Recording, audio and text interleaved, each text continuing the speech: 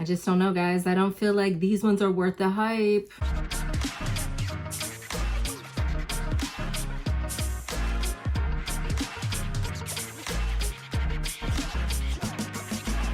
Hey guys, it's Jess from She's the Posh. Welcome back, and today I have picked 5 bags from my current collection that I just don't think are worth the hype that they have been given.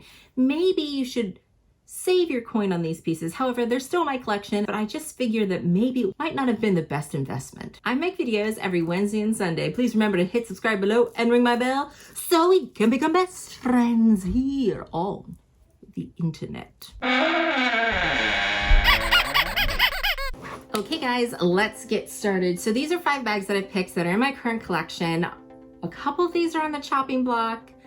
There's definitely one I'm gonna get rid of, but these are bags I was just thinking that I do still like. I think they're beautiful and gorgeous, but just based on the price point they are, I just don't see the value and I don't see it worth the hype that they have been given.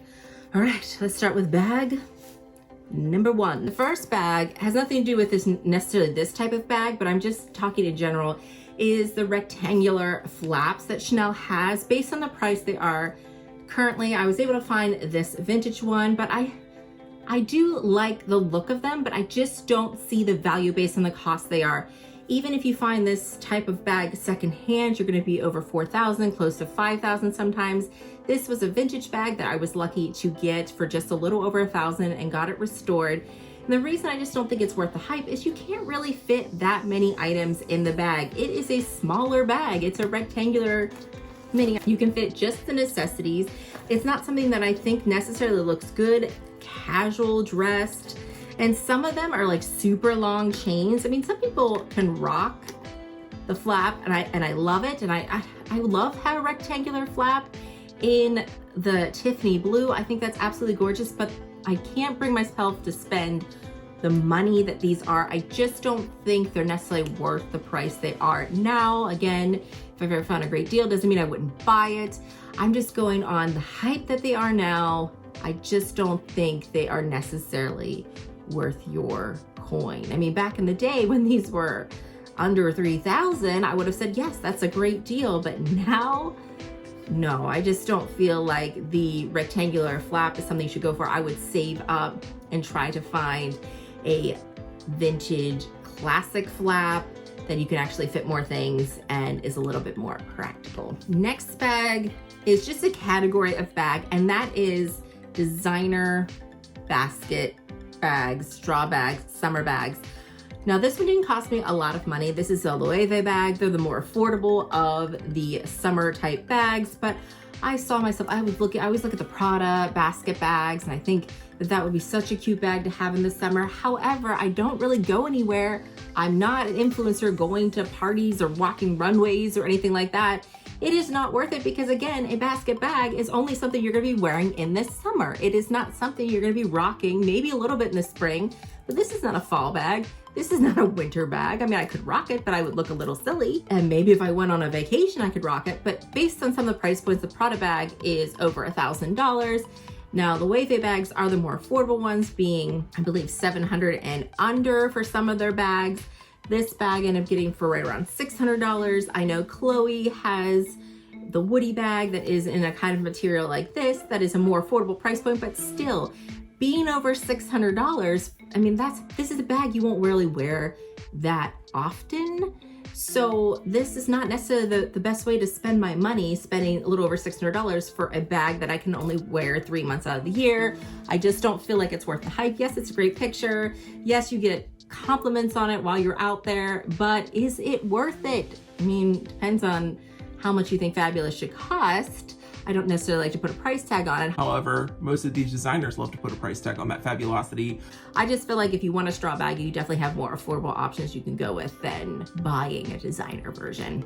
Next bag that is not worth the hype. This is one I've definitely decided that I'm going to be selling, and that is Dior Montane bag. This is think this is the normal size one. I don't think they have a bigger version of this. So this is the larger version. And yes, it's a gorgeous design. The sleek design is really nice. The opening is nice. The leather is nice. However, it can fit hardly anything.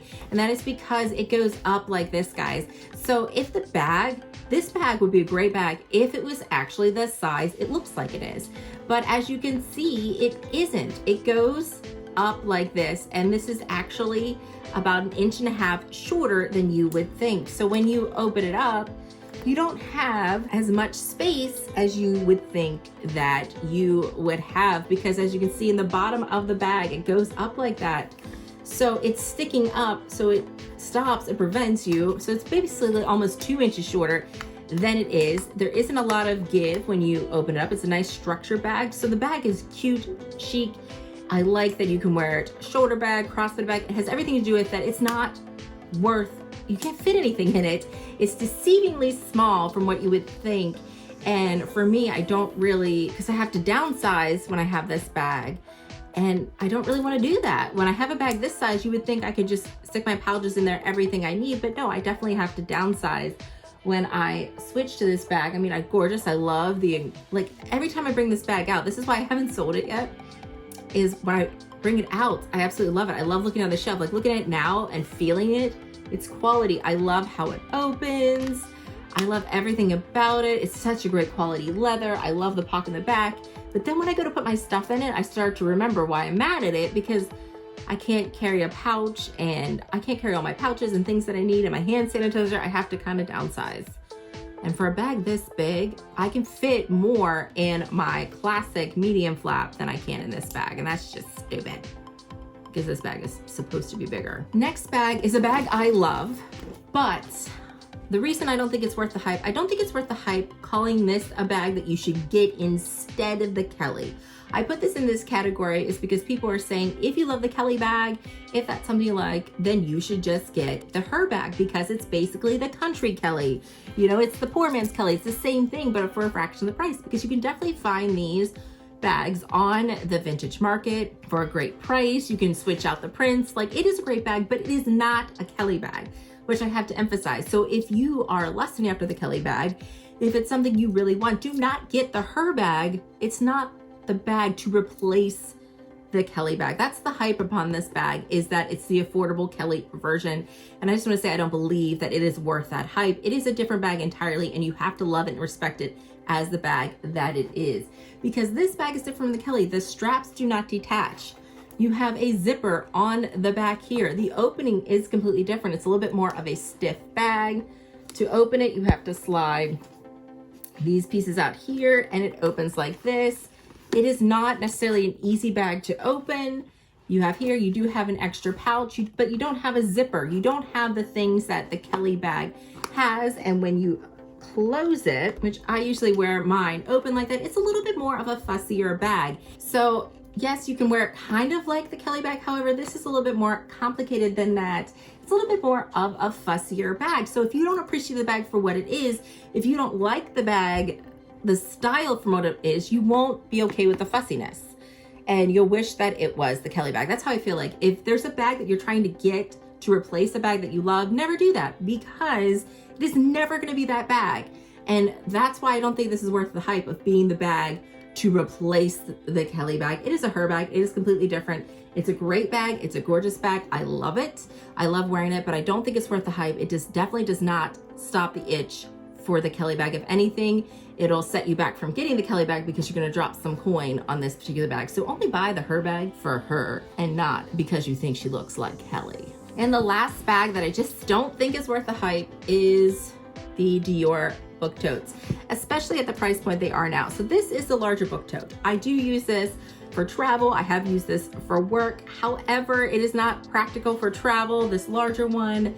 I do have an insert in there that I can use to zip up. I'll put that down below. I do like this bag, but this bag is currently over $3,000, and that is a lot of money to spend on just a tote bag.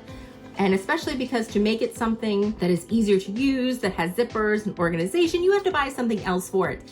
So anything that is not just over $3,000, that isn't already perfect the way that it is, and you have to do stuff to make it perfect, doesn't seem like a great value, like a great hype bag. I do find myself still wanting to get a smaller version of the bag. However, those are $3,000. I don't want to spend $3,000 on a smaller tote bag because I know I'd put an insert in it. It wouldn't be perfect the way it is.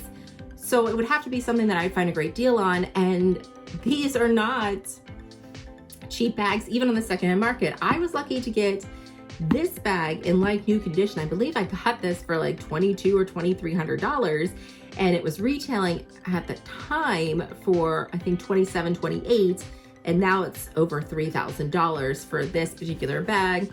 But it's a gorgeous bag. It's not canvas. I mean, there's detail. It is completely embroidered. It's embroidered by machines, but it's absolutely gorgeous. The detail is impeccable. I'm so glad. Like, I would not buy this bag now. I would not spend over $3,000 for it. I would not spend over $2,500 for it, but since I got it right around the $2,400 or right under, I think I got it for $2,200. I can't remember. I'll put the video up for you. But the price I got it, yes, it's definitely worth it. I think it's worth close to the $2,000 mark for this larger size. I definitely use it for ways that I wanted to use it. It is durable. I have my 1-year review on this. It doesn't have wear to it. It is high quality bag. It has nothing to do with the quality. It just has everything to do with what you can use it for and how much the price point. That's kind of how I did this video.